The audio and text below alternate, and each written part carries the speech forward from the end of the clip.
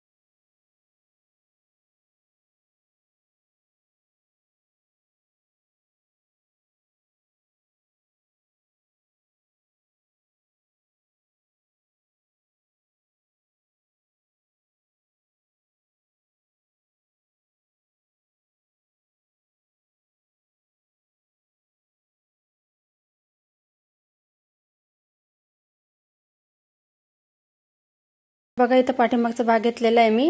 तर थोडक्यात तुम्हाला मी मेजरमेंट कसं घेतलंय ते इथं सांगते मी आता. बघा पूर्णची ब्लाऊजची आहे ती 15.5 इंच घेतलेली आहे मी. शोल्डर आहे ते 5 इंच घेतलेले आहे.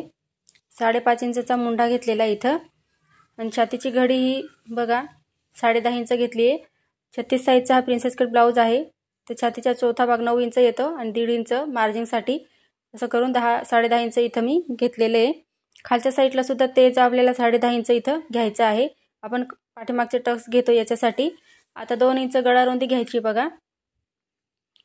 या पद्धतीने बघा 11.5 इंचचा गळा घेतलेला आहे. आता खालच्या साईडला 2 इंचावरती मार्क करायचं. परत अर्धा इंच आपल्याला पुढे वाढवायचं आहे बघा. तर इथे तुमच्या आवडीनुसार तुम्ही हा गळा लहान मोठा घेऊ शकता इथं.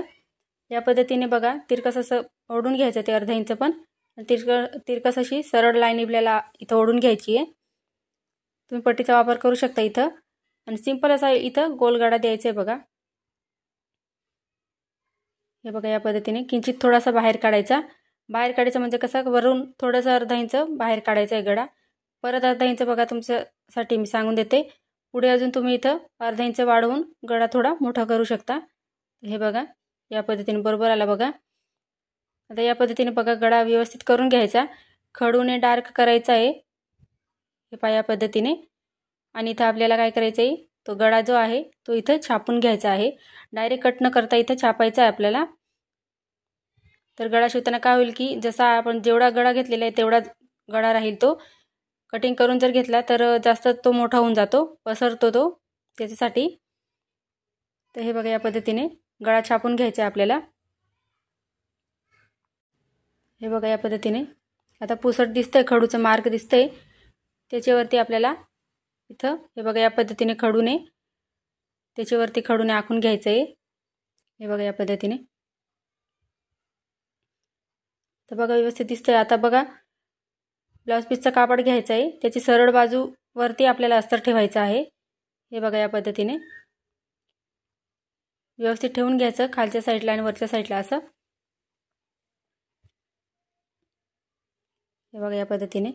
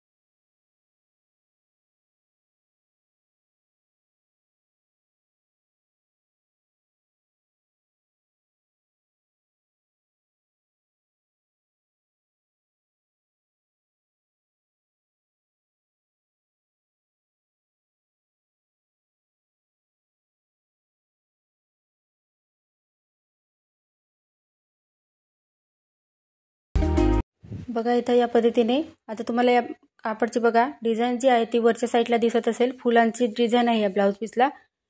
तर पाठीमागे वरच्या साईडला आपण फुलं घेतलेले, तर पुढच्या साईडला सुद्धा त्याच पद्धतीने यायला पाहिजे, जेणेकरून जेव्हा ब्लाऊज घालणार तेव्हा काय होईल की पुढची आणि मागची जी डिझाईन आहे ती वरच्या साईडलाच होईल। तर याची काळजी घेऊन आपल्याला इथं ब्लाऊज पीस कटिंग करायचं आहे।